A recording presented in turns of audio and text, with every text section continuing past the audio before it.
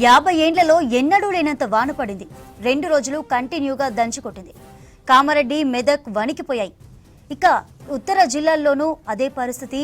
ఓవైపు వాన, మరోవైపు వరదతో కాలనీలన్నీ మునిగిపోయాయి.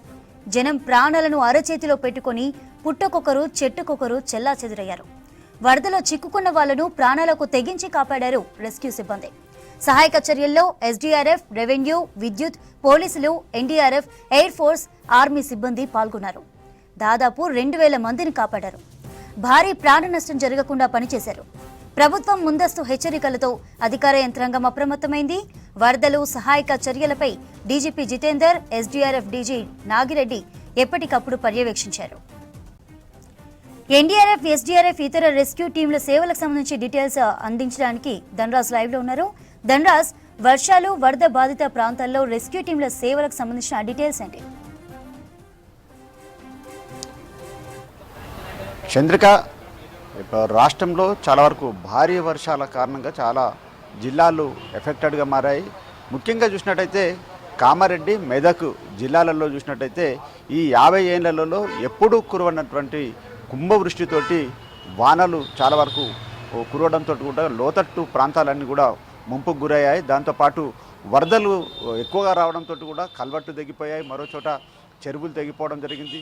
పెద్ద ఎత్తున ఈ వరద బీభత్సానికి కూడా చాలా వరకు ముంపు ప్రాంతాలన్నీ కూడా చాలా ఎఫెక్టెడ్గా మారినటువంటి క్రమంలో కూడా ఇటు ప్రభుత్వ ముందస్తు ఆదేశాల మేరకు మాత్రం చూసినట్టయితే ఇప్పటికే ఓవైపున ఎస్డీఆర్ఎఫ్ బృందంతో పాటుగాను, మరోవైపున చూసినట్టయితే రెవెన్యూ సిబ్బంది, అదేవిధంగా లాండ్ ఆర్డర్ పోలీసులు అందరూ కలిసి కూడా ముంపు ప్రాంతాల్లో రెస్క్యూ ఆపరేషన్ చేయడంలో చాలా వరకు అహర్నిశలుగా పనిచేస్తూ వస్తూనే ఉన్నారు. ఇక ముఖ్యంగా చూసినట్టయితే ఈ మెదక్ ప్రాంతంలో చూసినట్టయితే కొన్ని ముంపు ప్రాంతాలైనటువంటి దూప్సింగ్ తండా కావచ్చు, బొగ్గు గుడిసె కావచ్చు, ఇలాంటి చాలా వరకు లోతట్టు ప్రాంతాలు పూర్తిగా మొత్తం గ్రామ తండాలన్నిటి కూడా వరద పూర్తిగా చుట్టుముట్టడంతో ఇక అక్కడికి ఎస్డీఆర్ఎఫ్ టీం చూసినట్టయితే చాలా సాహసోపేతంగా అక్కడికి వెళ్ళి బోట్ల సహాయంతో లైఫ్ జాకెట్లను తీసుకుని వెళ్ళారు. కొన్ని రోప్లతోటి కూడా వెళ్ళి మొత్తం వాళ్ళని సురక్షితంగా షెల్టర్లకు తరలించడంలో ఎస్డీఆర్ఎఫ్ టీంతో పాటుగాను లాండ్ ఆర్డర్ పోలీసులు, రెవెన్యూ సిబ్బంది మొత్తం అందరూ కూడా కోఆర్డినేషన్ చేసుకుంటూ మొత్తం సహాయక చర్యలలో వాళ్ళు చేసినటువంటి సేవలు చాలా వరకు శభాష్ అంటూ కూడా ప్రశంసనీయంగా కొనియాడుతున్నారు. జనాలు చూసినట్టయితే చాలా వరకు వరద బీభత్సానికి చాలా వరకు ఆహారం లేక కొన్ని చోట్ల చిక్కుకుపోయినటువంటి సిచ్యువేషన్లో కూడా అక్కడికి బోట్లో రోప్ సహాయంతో, తాళ్ళ సహాయంతో కూడా వెళ్ళి ఆ జనాలను కాపాడడంలో చాలా వరకు పోలీసులు సాహసోపేతమైనటువంటి చర్యలు తీసుకున్నారని తెలుస్తూ ఉంది. మరోవైపున చూసినట్టయితే కూడా ఈ ఎస్డీఆర్ఎఫ్ టీంకు, ఫైర్ డిజాస్టర్ మేనేజ్మెంట్ టీంకు నేతృత్వం వహిస్తున్నటువంటి డీజీ నాగిరెడ్డి కూడా మొత్తం అక్కడ ఉన్నటువంటి వరద ప్రాంతాలను పూర్తిగా దగ్గరుండి సమీక్షించారు. అదేవిధంగా మంత్రులు, అదేవిధంగా ప్రభుత్వ ఆదేశాల మేరకు కూడా చాలా వరకు నిర్ణయాలు తీసుకోవడం, అంటే జనాలను కాపాడడంలో కావచ్చు, ముంపు ప్రాంతాల నుంచి తరలించడంలో కావచ్చు, అదేవిధంగా లోకల్ పోలీసులు కూడా చాలా వరకు వాళ్ళ భుజాలపైన మోస్తూ కూడా సురక్షిత షెల్టర్ జోన్లకు తరలించడం, ఎక్కడైతే వరద నీటిలలో చిక్కుకుపోయినటువంటి గ్రామాలు ఉన్నాయో, తండాలు ఉన్నాయో వారందరికీ ఎప్పటికప్పుడు కూడా డ్రోన్ల సహాయంతో కూడా వాళ్ళకు ఆహారాన్ని అందించడంలో కూడా టెక్నాలజీని కూడా ఉపయోగించారు ఈసారి. కానీ మనం చూస్తున్నాం, అంటే ఎప్పుడూ లేని ఈ 50 ఏళ్లలో కురిసినటువంటి వర్షాలకు వరదలు పోటెత్తినటువంటి కారణంగా చూసినట్టయితే ప్రాణ నష్టం చాలా వరకు తప్పిందని చెప్పచ్చు. ఎక్కువగా అంటే ఒక 4-5 సంబంధించినటువంటి వారిని మాత్రమే ఐడెంటిఫై చేయడం జరిగింది. కానీ ఇంతటి వర్షం అంటే 50 సెంటీమీటర్ల వరకు కూడా కురిసినటువంటి రికార్డు స్థాయి అని చెప్పొచ్చు. ఈ సీజన్లో కురిసినటువంటి వర్షం ఎప్పుడు కూడా ఈ 50 ఏళ్ళలో ఎప్పుడు కూడా పడలేదు. ఇలాంటి సిచ్యువేషన్లో ప్రభుత్వం ముందస్తుగా అధికారులకు ఆదేశాలు జారీ చేసింది. అదేవిధంగా కోఆర్డినేషన్కి సంబంధించినటువంటి వ్యవహారంలో ఓవైపున రెవెన్యూ సిబ్బంది, మరోవైపున చూసినట్టయితే police department, fire disaster management, అదేవిధంగా ఎన్డీఆర్ఎఫ్ సంబంధించినటువంటి బృందాలతో కూడా కోఆర్డినేషన్ చేసుకుంది. ఎందుకంటే వారితోటి నేషనల్ డిజాస్టర్ రెస్పాన్స్ ఫోర్సు కూడా, ఎయిర్ ఫోర్స్ సంబంధించినటువంటి వాళ్ళు కూడా హెలికాప్టర్లను పంపడం జరిగింది. దాంతోపాటు రాష్ట్ర ప్రభుత్వం కూడా హెలికాప్టర్ల సాయంతో కూడా ఈ ముంపు ప్రాంతాలలో చిక్కుకున్నటువంటి జనాలను రక్షించి సురక్షిత ప్రాంతాలకు తరలించడంలో మొత్తం డీజీపీ కూడా చాలా వరకు ఇక్కడ ఉన్నటువంటి కమాండ్ కంట్రోల్ సెంటర్ ద్వారా కూడా పూర్తిగా ఆయా జిల్లాలు ఏవైతే ఎఫెక్టెడ్ గురైనటువంటి కామారెడ్డి కావచ్చు, మెదక్ కావచ్చు, ఆదిలాబాదు, వరంగల్, ములుగు ఇలా మొత్తం వర్ష ప్రభావితానికి గురైనటువంటి జిల్లాలన్నింటినీ కూడా కమాండ్ కంట్రోల్ ద్వారా కూడా మొత్తం C6 ఫుటేజ్ ద్వారా కూడా పర్యవేక్షణ కొనసాగించారు. దాంతోపాటుగాను డీజీపీ ఆఫీస్లో కూడా ప్రత్యేకంగా కమాండ్ కంట్రోల్ సెంటర్ నుంచి అనుసంధానం చేయబడ్డటువంటి మరొక డీజీపీ ఆఫీసులో ప్రత్యేకమైనటువంటి సీసీ కెమెరాలకు సంబంధించినటువంటి పర్యవేక్షణ కూడా డీజీపీ జితేందర్ కొనసాగించడం జరిగింది. దాంతోపాటు ఎప్పటికప్పుడు కూడా ఫైర్ డీజీ అయినటువంటి నాగిరెడ్డి ఎస్డిఆర్ఎఫ్ టీంలను మొత్తం సమన్వయం చేసుకుంటూ కూడా బోట్లను పంపించడం జరిగింది.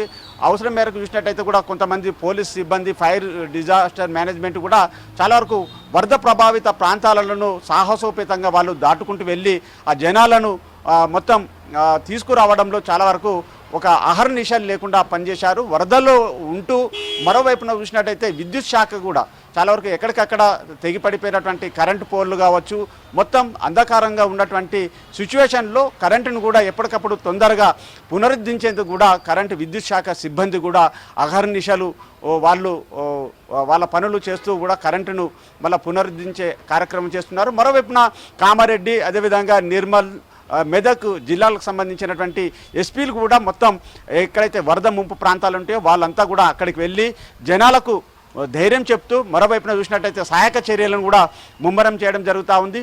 మరోవైపున చూసినట్టయితే ఓవైపున హైదరాబాదుకును అదేవిధంగా కామారెడ్డి, మెదక్ జిల్లాలకు మొత్తం అంటే రోడ్లు, కల్వర్ట్లు అన్నీ తెగిపోవడంతో కూడా చాలా వరకు ట్రాఫిక్ ఇబ్బంది అయినటువంటి పరిస్థితులలో కూడా మొత్తం పోలీసులు కూడా ప్రత్యామ్నాయానికి సంబంధించినటువంటి రూట్ మార్గాలను కూడా వాళ్ళు రోడ్ మ్యాప్ను కూడా జనాలకు అందరూ కూడా తెలియజేసారు. మరోవైపున రూట్లను కూడా కొన్ని మళ్లింపుకు సంబంధించి వ్యవహారంలో కూడా ఇటు బిక్కనూరు, రామాయంపేట నుంచి వెళ్ళే వాహనాలన్నింటిని కూడా ఇటు కరీంనగర్ మీదుగా తరలించారు. మరోవైపున హైదరాబాద్కు అంటే ఆదిలాబాదు, కామారెడ్డి, నిర్మల్ ఈ ప్రాంతం నుంచి హైదరాబాద్కు వచ్చేటువంటి వాళ్ళంతా కూడా కరీంనగర్ నుంచి హైదరాబాద్కు వచ్చేటువంటి రూట్ మ్యాప్ను కూడా ఎప్పటికప్పుడు ట్రాఫిక్ పోలీసులు, లాండ్ ఆర్డర్ పోలీసులు, జిల్లా ఎస్పీల యంత్రాంగం అంతా కూడా దగ్గరుండి ఎప్పటికప్పటికు ట్రాఫిక్ను కూడా క్లియర్ చేస్తున్నారు. మరోవైపున రోడ్డుకు సంబంధించినటువంటి మరమ్మతుల వ్యవహారంలో నేషనల్ సంబంధించినటువంటి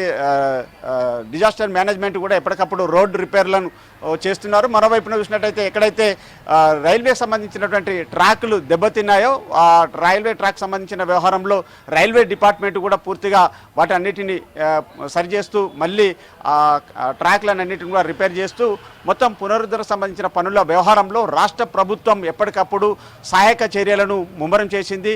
మొత్తం వివిధ విభాగాలకు సంబంధించినటువంటి డిపార్ట్మెంట్ల వారుగా వాళ్ళంతా కూడా ఫీల్డ్లోకి వెళ్ళి జనాలకు ధైర్యం చెప్తూ వాళ్ళందరికీ కావాల్సినటువంటి సహాయక చర్యలను ఎప్పటికప్పుడు అందిస్తూ ఆహార పదార్థాలను కావచ్చు, ముంపుకు గురైనటువంటి ప్రాంతాలలో వర్షం ఉన్నటువంటి చిక్కుకుపోయినటువంటి వరదలో చిక్కుకుపోయిన వాళ్ళందరినీ కూడా బోట్ సహాయంతో వాళ్ళందరినీ సురక్షిత ప్రాంతాలకు తీసుకొచ్చారు. ఎవరికైతే మందులు అంటే మెడిసిన్ సంబంధించినటువంటి వ్యవహారంలో కూడా ఆ మెడిసిన్ సంబంధించినటువంటి కిట్లను కూడా తీసుకెళ్ళి బీపీ, షుగర్ ఉన్నటువంటి వాళ్ళు కూడా చాలా వరకు ఇలాంటి సిచ్యువేషన్లో మందులు కొనుక్కోలేరు కాబట్టి వాళ్ళందరూ కూడా మెడిసిన్ అందజేయడంలో వైద్య శాఖ సిబ్బంది కూడా ఎప్పటికప్పుడు కూడా మెడిసిన్ను అందజేస్తూ వాళ్ళ జనాలకు ధైర్యం చెప్పారు. ఎవరికైతే అత్యవసర పరిస్థితులు ఉన్నటువంటి క్రమంలో ప్రభుత్వం సంబంధించినటువంటి వాహనాలలోనే వాళ్ళను ఆసుపత్రులకు తరలించేందుకు వైద్య సిబ్బంది పనిచేసింది. మరోవైపున police department, fire disaster management, అదేవిధంగా రెవెన్యూ సిబ్బంది కూడా చాలా వరకు అప్రమత్తమై 24 గంటల పాటు కూడా మొత్తం వరద ముంపు ప్రాంతాల్లోనే వాళ్ళు ఉంటూ కూడా ఎక్కడికక్కడ జనాలను రక్షించగలిగారు.